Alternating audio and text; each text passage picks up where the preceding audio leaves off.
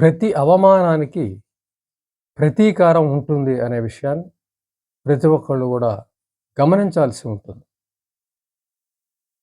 అది కుటుంబంలో గావచ్చు, బయట గావచ్చు, ఎక్కడైనా ఏ ప్రదేశంలో, ఏ సన్నివేశంలోనైనా సరే, ఎవరి మధ్యనైనా సరే, ప్రతి అవమానానికి ప్రతీకారం ఒకటి అనేది తప్పనిసరిగా ఉంటుంది. అవమానించే ముందే ఈ విషయాన్ని మనం తెలుసుకున్నట్లయితే, ఎవరిని అవమానించి ఆ ప్రతీకారానికి గురయ్యే అవకాశం ఉండదు. ప్రతీకారం కాసుకు కూర్చుంటుంది.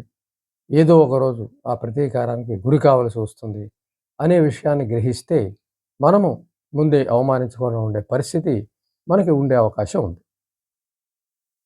అవమానించటం అనేది ఉద్దేశపూర్వకంగా జరుగుతుందా? అనుకోకుండా జరుగుతుందా? అంటే దాదాపుగా 90% ఉద్దేశపూర్వకంగానే జరుగుతుంది. ఉద్దేశపూర్వకంగా అంటే మనసులో ఆ ఉద్దేశం ఉండడం అనేది మనం అర్థం చేసుకోవాలి.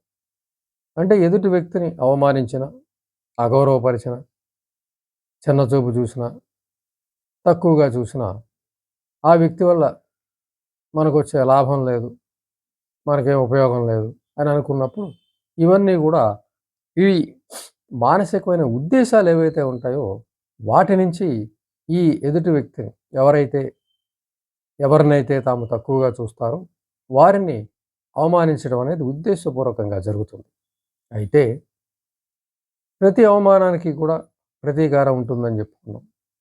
అవమానించబడిన వ్యక్తి అప్పటికప్పుడు నీ బలానికి ఎదిరించలేకో, నీ స్థితిని గమనించో, పరిస్థితిని గమనించో అక్కడి నుంచి అవమాన భారంతో వెళ్ళిపోవచ్చు.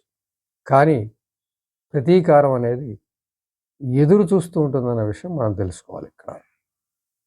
అవమానించబడిన వ్యక్తి భవిష్యత్తులో అవకాశం వచ్చినప్పుడు ఆ ప్రతీకారం దృష్టితో ఉంటాడనే విషయాన్ని మనం గమనించుకోవాలి. అంటే అవమానం ఉన్నప్పుడు ప్రతీకారం కూడా ఉంటుంది అనే విషయాన్ని తప్పనిసరిగా గుర్తుంచాలి. అంటే నాణానికి ఒకవైపు అవమానం అయితే రెండో వైపు ప్రతీకారము. అంటే ఇవాళ మనం అవమానిస్తున్నామంటే దానికి ప్రతీకారం ఉంటుందనే విషయాన్ని తెలుసుకోవాలి. అయితే ఆ ప్రతీకారం మన్నేం చేస్తారులే, మన వల్ల దానివల్ల ఏమవుతుందిలే, మనం గొప్పవాళ్ళం, మనం ఉన్నతమైన వాళ్ళం, మనం తెలివిగల వాళ్ళం, మనం డబ్బున్న వాళ్ళం, మనం హోదా ఉన్నవాళ్ళం, వాళ్ళు మన్నేం చేయగలరే అని అనుకోవడానికి వీలు లేదక్కడ. ఎందుకంటే ప్రతి అవమానం గూడా మళ్ళీ దాని నాణెం అవతల వైపు వచ్చి తీరవలసిందే. మనకి పంచతంత్ర కథలు వాటిలో వస్తూ ఉంటాయి. ఒక నక్క అలాగే ఒక కొంగని ఉద్దేశపూర్వకంగా అవమానించదలుచుకున్నప్పుడు, అవమానించి వినోదించదలుచుకున్నప్పుడు ఆ కొంగని విందుకు పిలుస్తుంది. విందుకు పిలిచి పులుసు వండి ఒక పళ్ళెంలో పోస్తుంది. 2 పళ్ళేల్లో పోస్తుంది. సరే కొంగ వస్తుంది. నక్కేమో శుభ్రంగా నాకి తినేస్తుంది పళ్ళెం కాబట్టి. కొంగ పాపం ముక్కు పొడవుగా ఉంటుంది కాబట్టి దానికి అవకాశం లేక అది పళ్ళెంలో ఓ 4, 5 సార్లు ప్రయత్నం చేసి విఫలమయ్యి ఆకలితో, నిరాశతో, అవమానంతో వెనుదిరిగి ఇంటికి పోతుంది. ఈ సన్నివేశాలంతా కూడా నక్క ఉద్దేశపూర్వకంగా అవమానించదలుచుకుంది కాబట్టి చక్కగా వినోదం చేస్తుంది. అయితే ఇక్కడ కొంగ అవమాన భారంతో కుంగిపోలా, డిప్రెషన్‌లోకి వెళ్ళిపోలా, తాను తక్కువని భావించలా, అవతల వాడు గొప్పని భావించలా. ఏ విధంగా దీనికి సమాధానం చెప్పాలి? ఏ విధంగా ఈ బాధని దానికి కలిగించాలి? ఈ అవమాన భారాన్ని దానికి కలిగించాలి అని ఆలోచించక ఒక ఉపాయం. ఎందుకంటే నా వల్ల కాదు, నేనేం చేయలేను అనుకుంటే ఉపాయం ఆలోచించే మనస్తత్వం అక్కడితో ఆగిపోతుంది. దానికి ఇంక పని లేదింక. మనసు గ్రహిస్తుంది. సరే ఈ అవమానాన్ని వీడు భరిస్తాడు, సహిస్తాడు, సర్దుకుంటాడు. ఇంకా మనం ప్రతీకారం వైపు ఆలోచించక్కర్లేదు. ఆయనకి మనసు స్థిమితంగా ఉంటుంది. అయితే ఎప్పుడైతే దానికి తగిన ప్రతీకారం చెయ్యాలని అనుకున్నదో, బుద్ధి చెప్పాలని అనుకుందో, అప్పుడు దానికి తగ్గట్టుగా మనసు ఆలోచిస్తుంది. అక్కడే ఉపాయం అనేది వస్తుంది. ఎంతటి బలమైన శత్రువైనా ఉపాయంతో జయించవచ్చు అని మన అనేక కథలు చెప్తూ ఉన్నాయి. చరిత్రను గమనించిన, కథలను గమనించిన, మన పురాణాలు గమనించిన ఇతిహాసాలు గమనించండి. ఉపాయం ద్వారానే విజయాలు సాధించడం మనం చూస్తాం ఎక్కడైనా సరే. బుద్ధిని ఉపయోగించి విజయాన్ని సాధించిన పరిస్థితి మనం చూడొచ్చు. దాని నుంచి మనం నేర్చుకోవాలి అక్కడ. సరే, ఆ విధంగా కొంగ అవమాన భారంతో కుంగిపోయి ఉపాయం ఆలోచించి కొంతకాలం పోయిన తర్వాత నక్కని విందుకి ఆహ్వానిస్తుంది. అప్పుడు నక్క తెలుస్తుంది, దీని మొహం, ఇది అల్ప జంతువు, ఇది నన్ను అవమానిస్తుంది అంటే నేనే పెద్ద తెలివిగలదాన్ని, ఉపాయానికి నా పేరే ఉంటుంది, ఒక్కరి బుద్ధులకి నేనే పెద్ద, నన్నుది ఎలా అవమానిస్తుంది అసలు, శుభ్రంగా ఎలాగైనా సరే దానికే బుద్ధి చెప్పి నన్ను అవమానించలేవు, నేను గొప్ప అని చెప్పాలనుకుని నక్క వెళ్ళి కొంగ ఇంటికి వెళ్తుంది. కొంగ చక్కగా ఈ పులుసు వండి పొడవాటి మూతున్నటువంటి కూజాల్లో పోస్తుంది. ఆ పులుసు అంటే పొడవాటి మూతుంటుంది, అడుగున ఈ పులుసు ఉంటుంది. విషయం నక్కకి అర్థమైపోతుంది. ఆడికి వెళ్ళి దాలో తొంగి చూస్తుంది, అది ఎక్కడో ఉంది, నాలిక అందదు. కానీ అదే సమయంలో కొంగ చక్కగా ముక్కు లోపలికి పెట్టి ఆ పులుసులంతా ఖాళీ చేసి కడుపు నింపుకుంటుంది. వెంటనే నక్కకి షాకింగ్ అంటాం కదా, ఆ విధంగా షాక్ తగులుతుంది. నక్క కొంగకి చేసిన అవమానం ఎటువంటిదో అటువంటి అవమానం సరిగ్గా హృదయానికి, దాని మనసుకి, దాని బుద్ధికి తగులుతుంది.